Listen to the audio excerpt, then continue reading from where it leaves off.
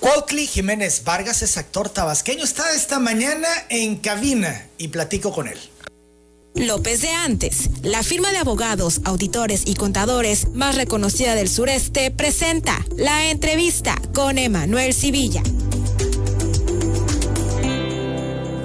Cuautli, ¿cómo estás? Qué gusto. Muy bien, Emanuel. Bienvenido a Telereportaje. Muchas gracias. Siempre me pongo un poquito nervioso en las entrevistas, pero me siento muy bienvenido como siempre. Muchas gracias. No, bueno, pues nos da gusto recibirte, siempre con muchos proyectos que además vas concretando. Ahora nos vienes a hablar de una obra de teatro. Sí. Indómito. Indómito. A ver, eres Así es. difícil de domar, de someter. Yo no. Bueno, no hay que someterse nunca, pero difícil de domar no. Es un poco el espíritu del personaje central de esta obra, que está basada en una historia familiar.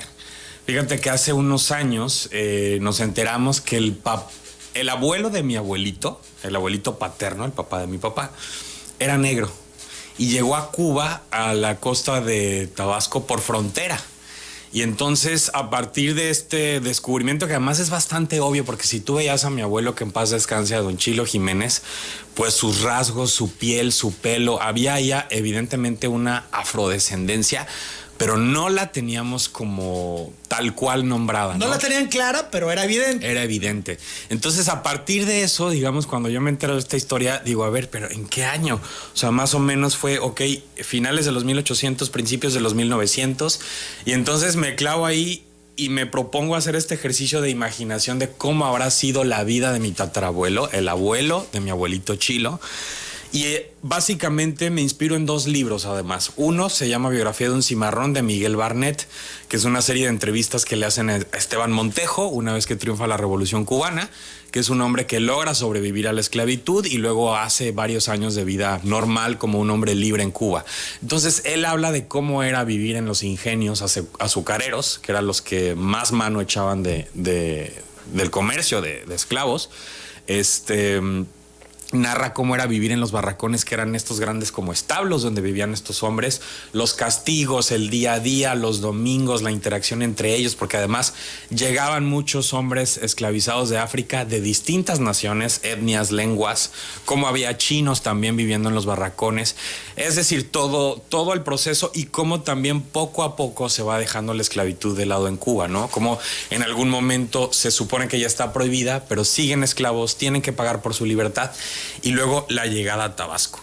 Es un guión, entonces, que escribes inspirado en tu familia, en tu pues origen. Exactamente, ¿no? Es una obra de teatro con la estructura de un monólogo, inspirado en eso. Y luego llega a Tabasco este personaje, y esa parte está muy inspirada sobre todo en Un niño en la Revolución Mexicana, de Andrés y Duarte, que es un libro que mi hermano me dice un día, oye, léelo. O sea, yo no lo había leído en la secundaria ni en la prepa. Lo leo, está lleno de imágenes bellísimas, de pasajes de cómo era la vida en San Juan Bautista, en frontera, de las costumbres sociales, eclesiásticas, del racismo y clasismo en la época, que también estoy muy clavado con ese tema ahorita. Entonces, se nutre mucho de ahí, y corre en paralelo también, digamos, con anécdotas de mi abuelito, ¿no? Que fue una figura súper importante, que es una figura súper importante para toda la familia. ¿Cómo recopilas estas anécdotas? Pues un poco de lo que me cuentan mis tías, mis primos, de lo que yo mismo recuerdo de él. Mi abuelo murió hace 7 años más o menos. Entonces está lleno de historias de lo que fue su vida en frontera, de lo que fue su vida en Comalcalco también, de lo que fue su vida en su parcela, cuando fue obrero en Pemex, cuando trabajó como chango en Pemex, de su vida como jubilado, cuando se ganó el título del Rey del Mambo en un baile de fin de año con sus compañeros jubilados. Entonces, está llena de mucho color la obra, corre como en estas dos pistas, de lo personal, digamos, a partir de mi familia y de la figura de mi abuelo y de mi abuelita también, por supuesto, de mi abuelita Aida, y la historia, que es ficcionada totalmente, que es Salomón, que es este personaje que ilustra la figura de mi tatarabuelo, que es un hombre que sale de Cuba, esclavizado, y llega a Tabasco. De las anécdotas de tu abuelo, ¿cuál pudieras compartirnos que te gustaría compartir con el auditorio? Pues mira, hay muchísimas. Hay unas que le dan mucho color. Por ejemplo, cuando don Chilo ya en los últimos años pues se comía su chicharrón a escondidas, ¿no? Su chicharrón de puerco, ¿No su podía? dulce, pues no, por la diabetes. la diabetes, pero ya hubo un punto en el que mis tíos y mi papá decían, ya mi papá está grande, dejemos lo que disfrute, ¿no? Que coma lo que quiera. Fue un sobreviviente en muchos sentidos. ¿Cómo conseguía el chicharrón? Pues nunca faltaba quien lo surtiera de chicharrón. Algún señor que pasaba ahí por la casa. De la relación con mi abuelita, ¿no? ¿Cómo la conoce? Él trabajaba para el papá de mi abuelita en Frontera.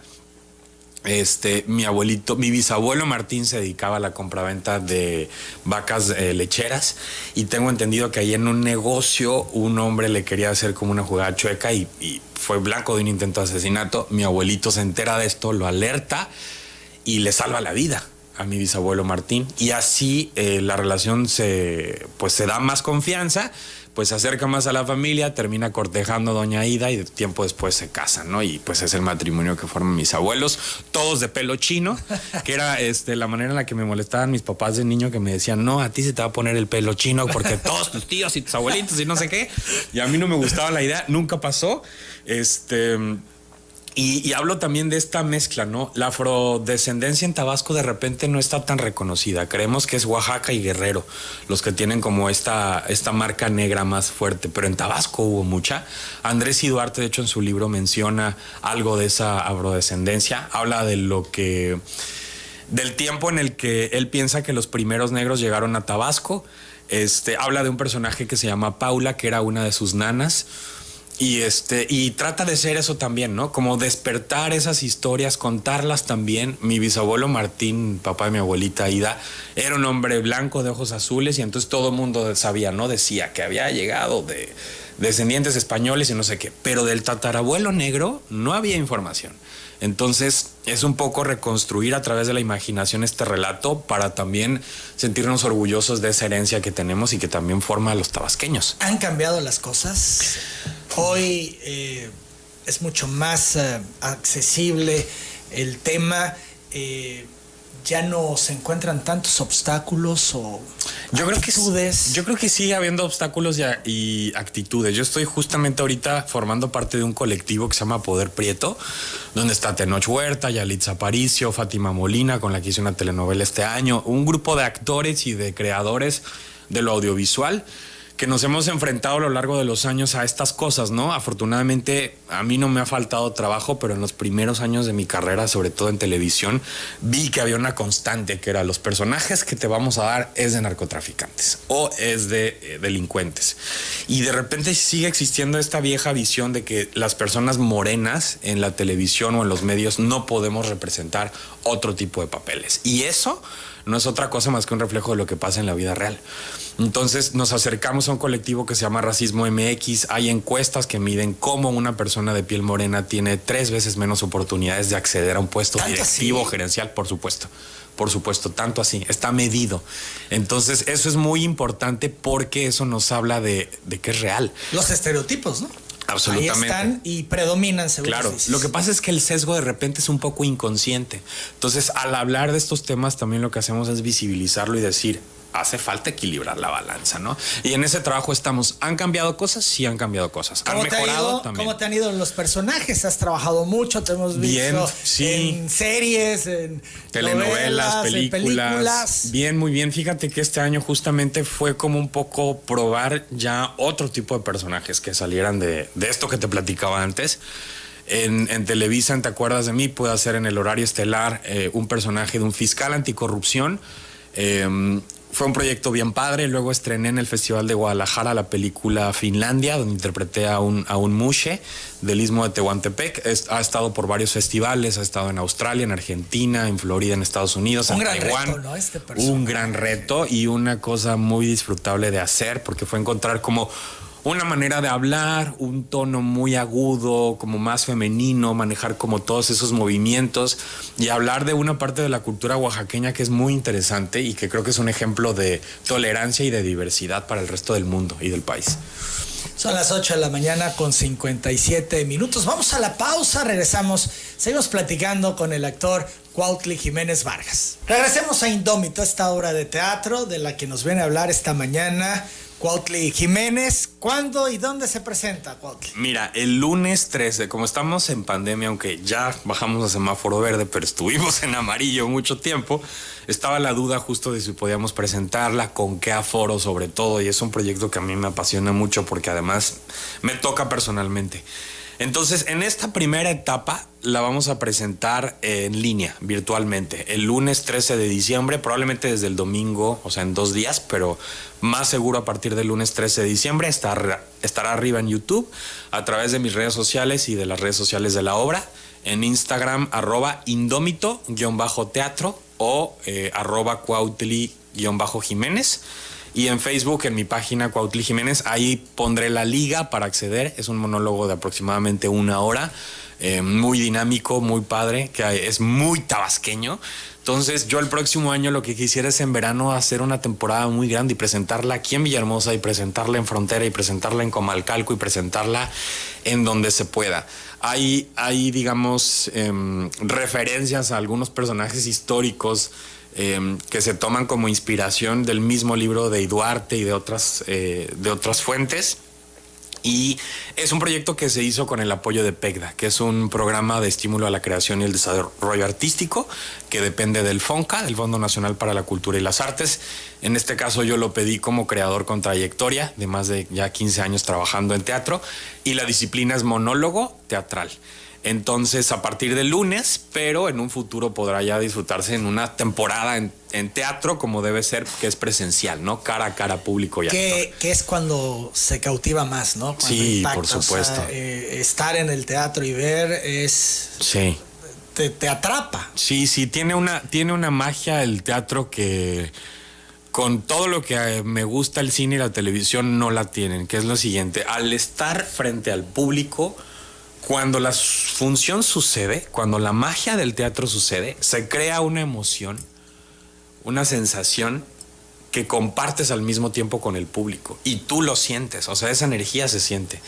Entonces, eso no pasa en el cine o en la televisión, porque tú entregas un producto que después va a ser editado y luego el público lo verá en la soledad de... Que también transmite, ¿no? Sí, también transmite, pero se pierde la magia de esa comunión entre el actor y el público, que solo la tiene el teatro. ¿Es lo que más te gusta, hacer teatro? Es lo que más forma a los actores, es lo que más me ha formado a mí, es lo que nunca dejaré de hacer porque es la mejor escuela, es la que tiene más rigor, la que te permite más procesos de ensayo y error, la que es el laboratorio ideal para el actor. Y sí, de alguna manera es la que más me gusta, pero el cine, que ahorita me está empezando a abrir las puertas después de 18 años, 15 años de estarle macheteando, también es una cosa muy bella como lenguaje. O sea, entrar en una sala de cine, el oscuro, y ver en una pantalla gigante imágenes, es bellísimo. Y la televisión, pues, tiene su propia magia también. Es muy divertida, es muy dinámica, es muy padre. ¿Ha valido la pena todo este tiempo de lucha? Al principio fue sumamente difícil. Sí, lo ha valido, absolutamente ha valido la pena. Es un proceso, y fíjate que ahorita que estoy justamente también dando algunas conferencias y pláticas con jóvenes, sobre todo, ¿no? Que toman talleres de teatro, que están en la secundaria y en la prepa definiendo un poco su vocación, les digo, todos los procesos, no solamente en esta carrera, esta es particularmente difícil, ¿no? Por muchas cosas, pero todas llevan un proceso, y de repente ahorita con las redes sociales y los influencers, los chavos creen que todo es inmediato y que de repente eso que llamamos éxito llega de volada, ¿no? Y pues no, chavos, no se desesperen, es un proceso, uno tiene que sembrar y tiene que trabajar. Se construye todos los días por muchos años. Sí, por muchos años. Y coincido contigo, hoy las nuevas generaciones no terminan de entender estos procesos. Sí, y es normal, porque el lenguaje en el que están, a través del cual están alimentándose, muestra eso, ¿no? Que todo es inmediato, que todo es rápido, que todo puede ser así Pues los influencers en 2-3 minutos se vuelven famosos por algo y ya traen a muchos seguidores y está bien, o sea, en un sentido está bien porque así son los tiempos y no nos vamos a pelear con eso. Pero, por ejemplo, yo recuerdo que cuando empecé en esto muchos amigos me decían, ¿no? Oye, métete a un reality, métete a Big Brother o audiciona para la academia. Y digo, es que yo no canto, ni soy chistoso, ni quiero hacer eso. O sea, mi vocación es ser actor y me va a tomar más años construir eso. Pero el trabajo no está ahí, ¿no? El trabajo no está en alcanzar la fama de un día para otro. No, el trabajo está en... Y por cosas negativas también, Cuautli, vamos a decirlo, ¿no? Los que entran a estos realities, pues exponen lo peor de sí.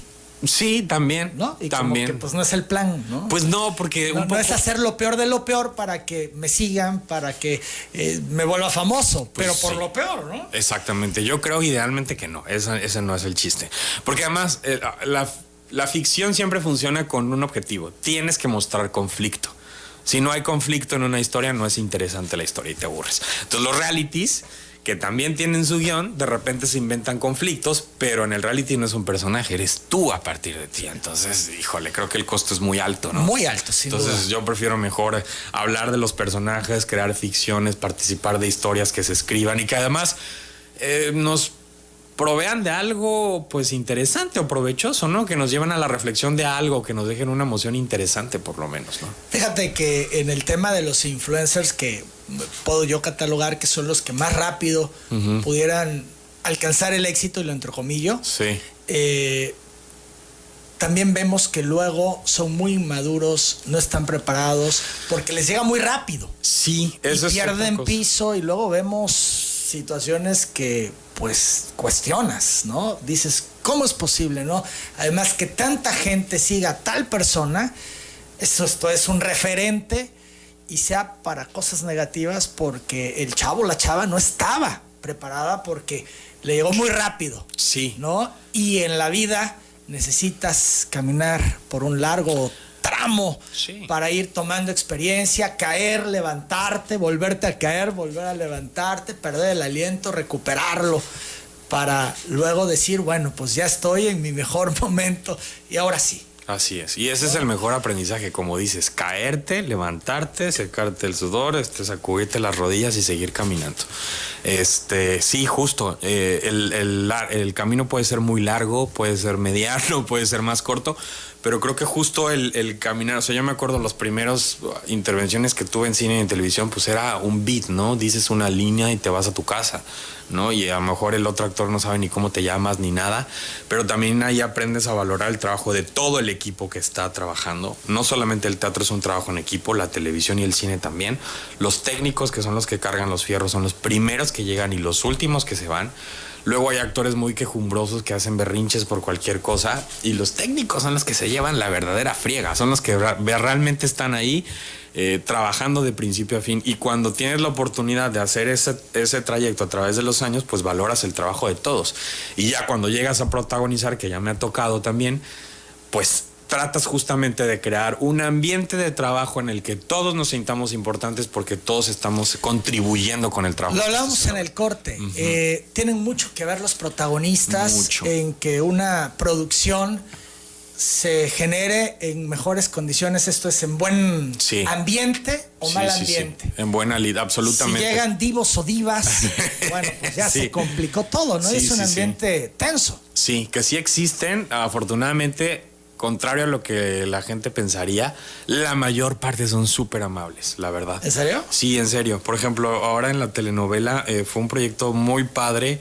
Aparte de romper muchos estereotipos y contar otro tipo de historias, el que fueran Fátima Molina y Gabriel Soto los protagonistas, fue bien padre ver cómo los dos, además de la responsabilidad de hacer 30 escenas al día, que es una locura, de estar siempre puntuales, disciplinados y con el trabajo listo, propiciaban un buen ambiente de trabajo, ¿no? Eran los más bromistas con todos, eran los que relajaban, muy relajados los dos, sí, súper bien, muy bien. Y eso es muy importante porque al final vas a estar 12, 14 horas metido en un set, y más te vale que te la pases bien con el equipo, porque si la vas a sufrir, pues híjole, a los 2 meses vas a querer salir corriendo. Oye, y en esta carrera, ¿se puede tener vida personal, Cuautli? Sí se puede. Sí, sí se puede. Lo que es más difícil es tener estabilidad económica. Ese es el reto. Pero vida personal sí se puede.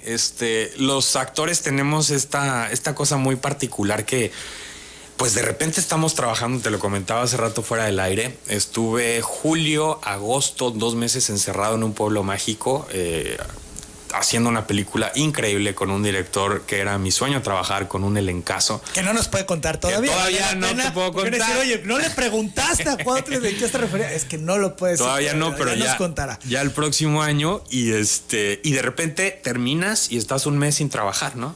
Entonces vas ahí como equilibrando, pero sí se puede tener vida personal. Yo soy muy familiar, ¿no? Yo cada que puedo vengo acá, veo mucho a mi mamá que viaja de repente por trabajo a México, la veo aquí. Soy de hablar con mi hermano todos los domingos, hacer videollamadas con mi sobrina, estar pendiente en el chat de la familia. Sí, soy muy familiar. De repente, pues físicamente no puedes estar, pero ahora afortunadamente con un teléfono pues ya te puedes comunicar. ¿No te has desvinculado de Tabasco a pesar de tantos años fuera? No, y ya son muchos, es la mitad de mi vida, 18 años fuera de Tabasco ya.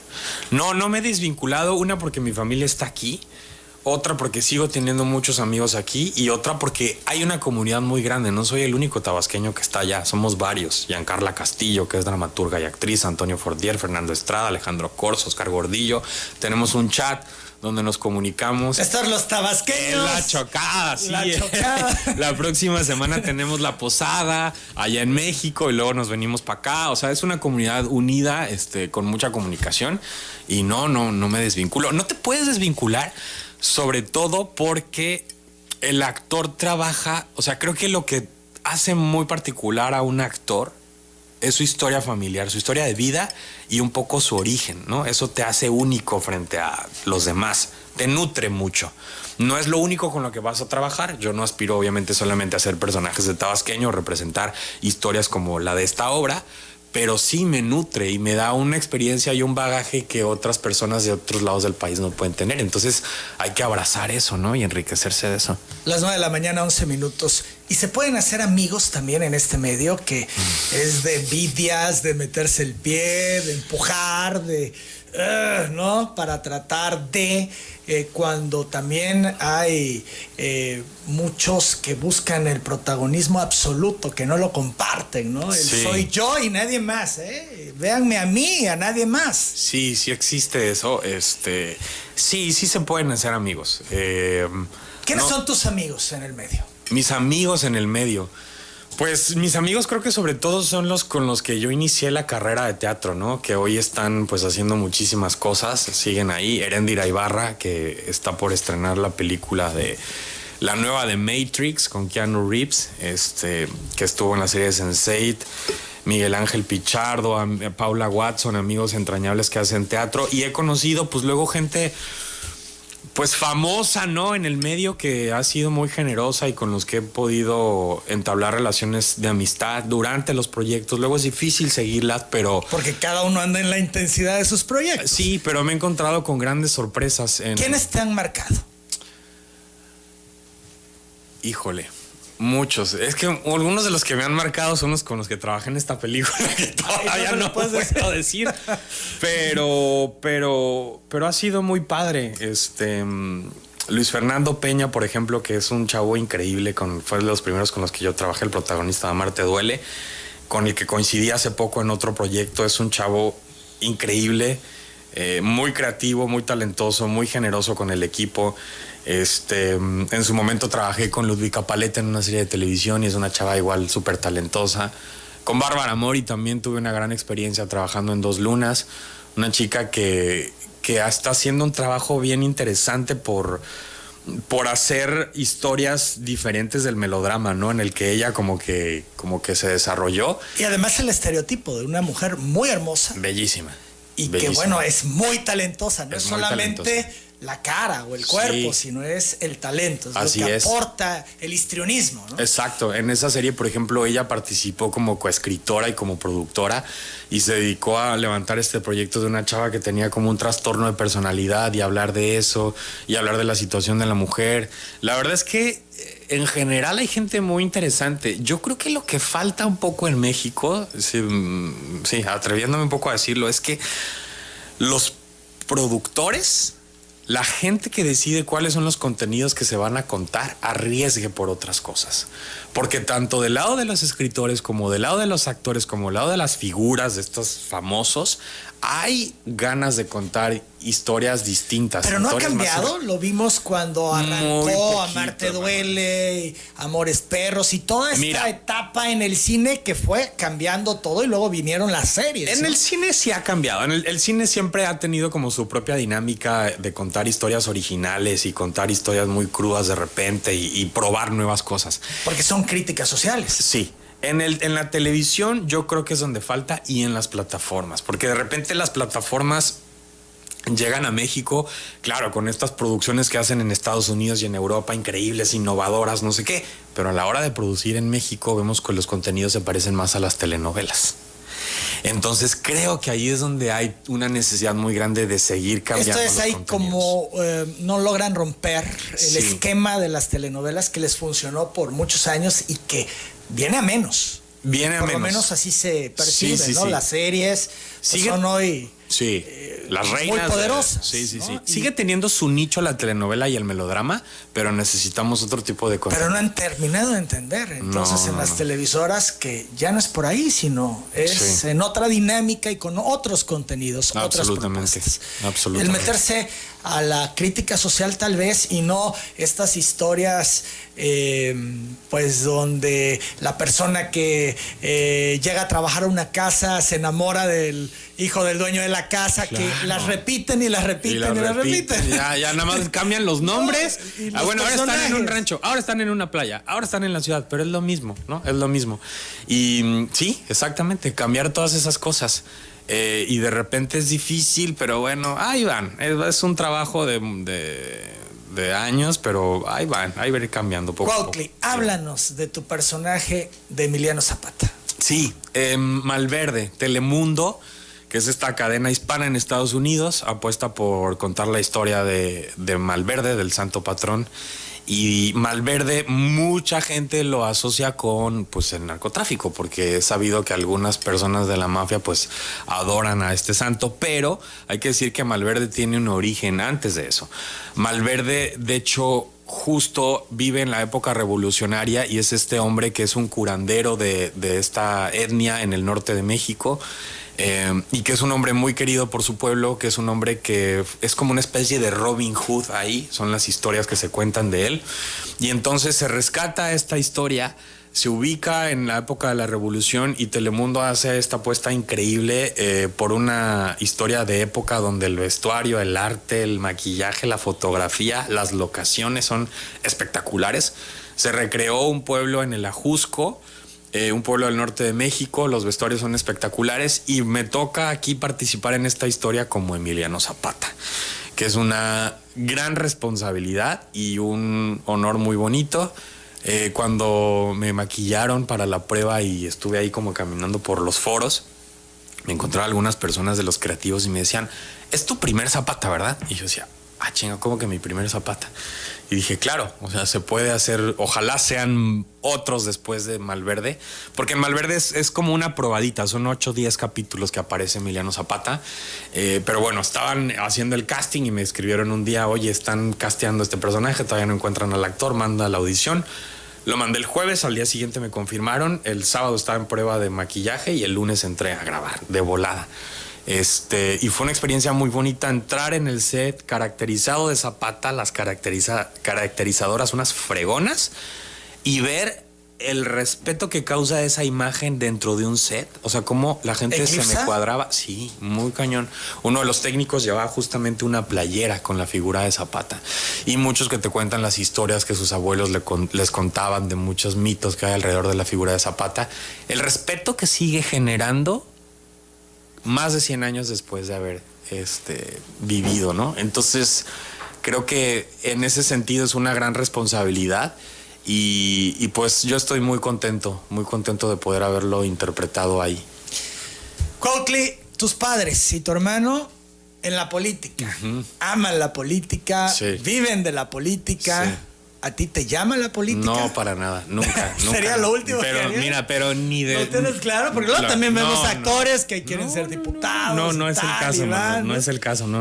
Pero Nada. ni de secretario general de la ANDA, mira, ni de secretario general de la... Jamás. ¿Y por qué tajantemente no? Porque son dos cosas muy distintas. Y yo decidí, terminando la prepa, con mucha ingenuidad, la verdad, porque no tenía idea de cómo era el mundo de la actuación, decidí ser actor, descubrí mi vocación en la escuela, descubrí esta vocación por contar historias, por entrar en contacto con las emociones humanas y traducir eso en una historia, y eso es lo que me encanta, donde me quiero desarrollar. Y nada más, son cosas distintas. Entonces ninguna aspiración de ese tipo. Nada más en la ANDA y voy a las asambleas y veo cómo se pelean los compañeros y todo. Pero Habló César Burelo, dice: Manuel, felicidades por esta estupenda entrevista. Cuautli demuestra ser un actor muy completo. Tengo el privilegio de conocerlo desde su infancia y siempre ha mostrado ser talentoso y sensible. Un abrazo. Sí, dice le mando muchos César, saludos a la Burelo. familia. Esmeralda es una gran amiga mía desde la secundaria, la quiero mucho. Esme, te mando muchos besos, y también a César Burelo un abrazo, a toda la familia. Por otro lado, Rocío Priego Espinosa te envía saludos, te desea éxitos. Muchas gracias. Y bendiciones, que sigas adelante. Yo Gracias, también lo Rocío. deseo, Cuautli, que sigas avanzando y con mucho éxito, que no pares de trabajar, aunque a veces es cansado, pero Sí, ahorita es una ya pido bendición, vacaciones. ¿no? Pides vacaciones Sí, ya. ya, ¿Vas este a tener año. vacaciones? Pues en Sí. estos últimos días del año. El lunes ya inauguro formalmente mi periodo de Modo vacación. Modo vacación. Y a muy bien. dormir sí, a descansar unos días. Muy bien, pues, ¿qué se te puede desear? Que sigas avanzando y creciendo Muchas como gracias. actor. El potencial lo hemos visto, tienes el talento sin Muchas duda, gracias. y yo me congratulo por ello, me enorgullezco como tabasqueño de que nos representes bien en todas estas oportunidades que has tenido de poder demostrarlo. Con todo gusto. Yo a donde quiera que voy digo que soy tabasqueño. Choco. Muchas gracias. Gracias, Cuautli. Pues la invitación para este lunes 13, esta obra de teatro Indómito, en las redes sociales de la obra y también en las las redes mías de Cuautli. Así Muy es. bien, pues muchas gracias, mucho éxito, y estaremos siempre pendientes de que nos vayas contando en qué proyectos andas. Claro que sí. Gracias, amigo. Muchas gracias. Es Cuautli Jiménez Vargas, es actor tabasqueño. Yo hago la pausa.